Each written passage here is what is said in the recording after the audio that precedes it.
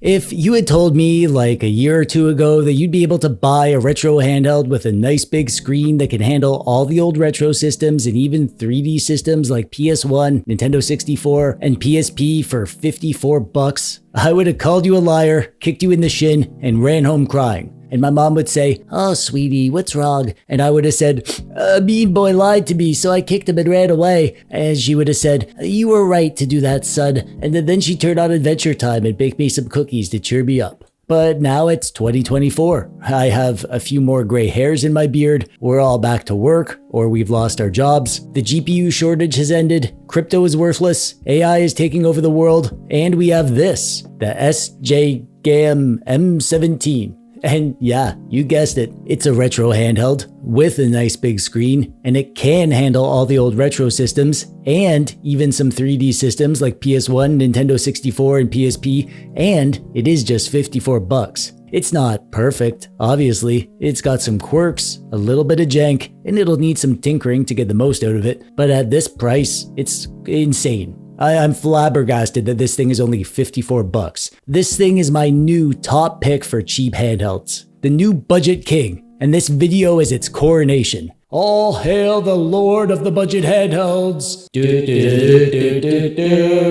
The landscape of cheap retro handhelds has changed a lot in general recently. We've had some seriously good value devices come along that have shook things up. I've reviewed a few of them. This sort of bang for the buck device is probably my favorite type of product to review because getting a lot for very little is a beautiful thing. But now with the M17, this is like it. This is the one you gotta get if you want to spend $50 to $60. You can buy it on Lit NXT for just $54 right now. There's a link to this on their store in the description below if you want to pick one up. This review unit was sent to me by the distributor. They didn't get to see the video before publishing. No money exchanged hands and all opinions are my own. So what do you get for $54? Well, let's CB-weeby, shall we? In the box, we get the thing itself, the game thing. That plays the games, and also a USB-A to USB-C cord, and a word paper, and that's it. That's all you get. If you wanted more, well, maybe lower your standards. And let's take a look at the specs. There they are. And let's take a good look at the device.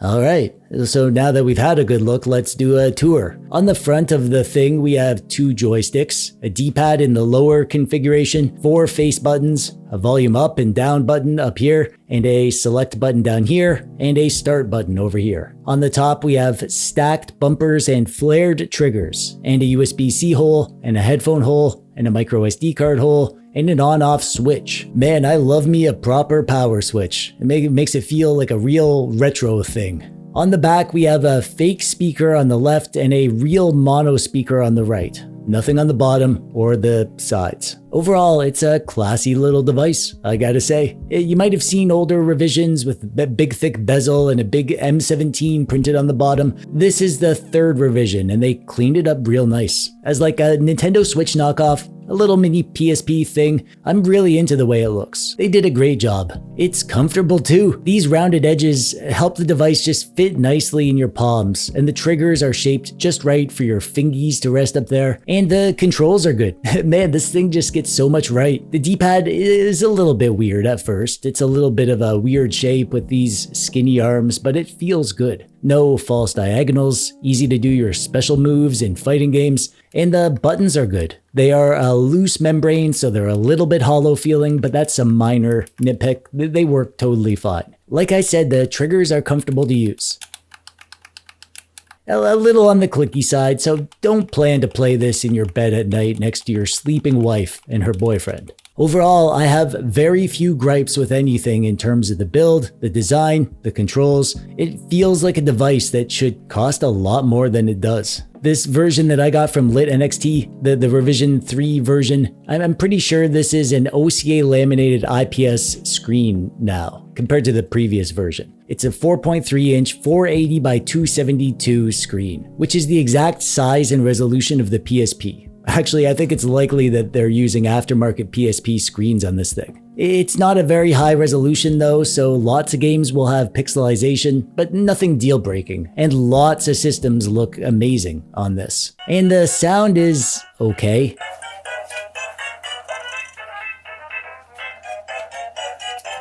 There's a single mono backfiring speaker, which isn't ideal, but it is loud and clear, and it beats the pants off most devices at this price place. So you might be thinking, wow, that sounds like a freaking amazing device, and it's only $54. What's the catch? And yeah, there's a catch. And the catch is the system. This thing is pretty janky in terms of the software that comes on it. There is some custom software, but out of the box, it's very locked down. The front end is emulec, which is fine, and it all works great, but we don't get front end options or anything. We can just change the brightness and the language. The games lists are kind of all over the place. Some of them are great, like Game Boy Advance. That's a 1G 1R ROM set, and it's perfect, but some are really messy and have lots of duplicate games. Out of the box, you'll get all the basic stuff, all the old retro stuff, and some higher end stuff like Nintendo 64, PS1, PSP. The games run through RetroArch and PPSSPP, and they work, but you're stuck with the configuration that they've chosen for you because we do not get access to any of the in-game settings. The menu just gives you basic save and load state options. And a big downside is that every system is stretched to the full width of the screen, which is great in PSP, obviously, and it's okay in Game Boy Advance, but pretty ugly in the 4x3 systems like Sega Genesis or Super Nintendo, and it's outright disgusting in Game Boy. Come on now, who would like playing Game Boy like this? And they have a screen scaling filtering thing going on so the pixels are all smoothed out. So if you don't mind your game stretched to fill the screen and the smoothing filtering, then you're probably good to just stick with the default system. But if it bothers you, it's entirely fixable. There are a few firmware options that work on the M17. A popular one is MinUI, but the problem is that that one doesn't work on the Rev 3 version of the device. The controls don't work. And then there's some sort of tweaked versions of the default system. I went with a system made by my boy, Taki Udon. He has a modified version of the stock system, and he's just done some quality of life tweaks like giving us access to the RetroArch settings menu and fixed the screen scaling and the aspect ratio. And for the most part, this is all you need. It's super easy to install. You can use the default SD card, but I recommend getting your own new card.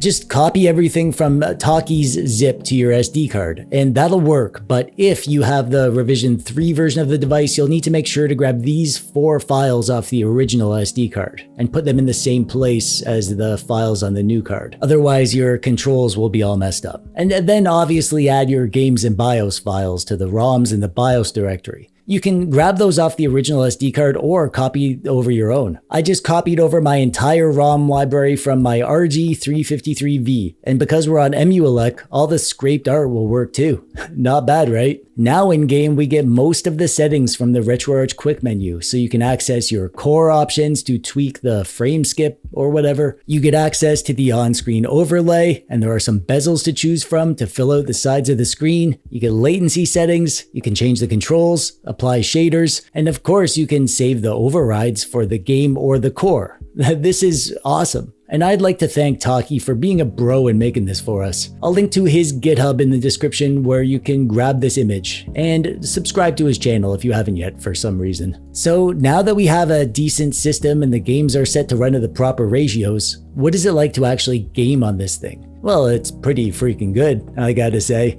There are some limitations, but considering the $54 price tag, I don't think any of them are a deal breaker. All of the old stuff is gonna play great and look great. You can play your arcade library, Atari, NES, Super Nintendo, Sega Genesis, Game Boy Advance. The hardest to run Super Nintendo games like Star Fox are going to have performance and compatibility issues, but the vast majority of stuff runs great, and even some of the harder to emulate stuff like Yoshi's Island is gonna play fine. Even Game Boy Advance is nearly perfect. Duke 3D on the Game Boy Advance never runs well on lower end devices, but it actually runs perfect here. And this device is really nice to play Game Boy Advance on, because the Game Boy Advance was more of a widescreen system, so it fills out the screen nice, and the controls are great for Game Boy Advance games. Game Boy Advance is my favorite system to emulate for lots of reasons, so even just using this thing as a dedicated GBA emulation device is a solid reason to pick one up. And for the higher end stuff, we get PS1, Nintendo 64, and PSP.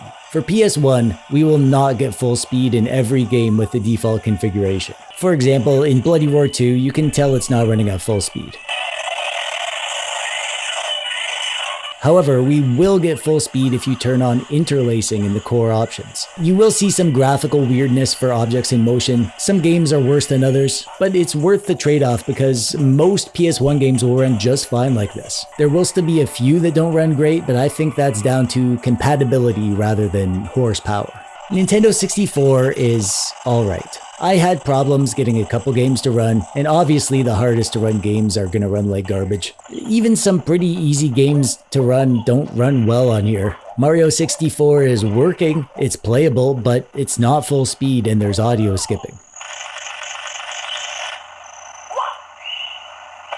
This chip just isn't ideal for Nintendo 64. You can find lots of games that will work alright, but you'll have to hunt around for them. And I couldn't find a way to disable this on-screen performance overlay. I did everything I could think of, even editing the config files. Let me know in the comments if you know how to fix this. And PSP performance is kinda bad. I gotta be honest. It's a shame because this is literally a PSP screen, but harder to run stuff just doesn't run good, or at all. Only the most basic games will run okay, and even then they'll be using some pretty aggressive frame skip, to the point that they're unplayable. However, there are quite a few games that do run well, the easier stuff. There are lots of amazing simple or 2D PSP games that are totally worth checking out. It's a shame that we can't enjoy the more graphically intensive games, but still, the fact that you get a pocket-sized PSP with great controls and a great screen that at least plays the easier PSP games so well is pretty darn cool.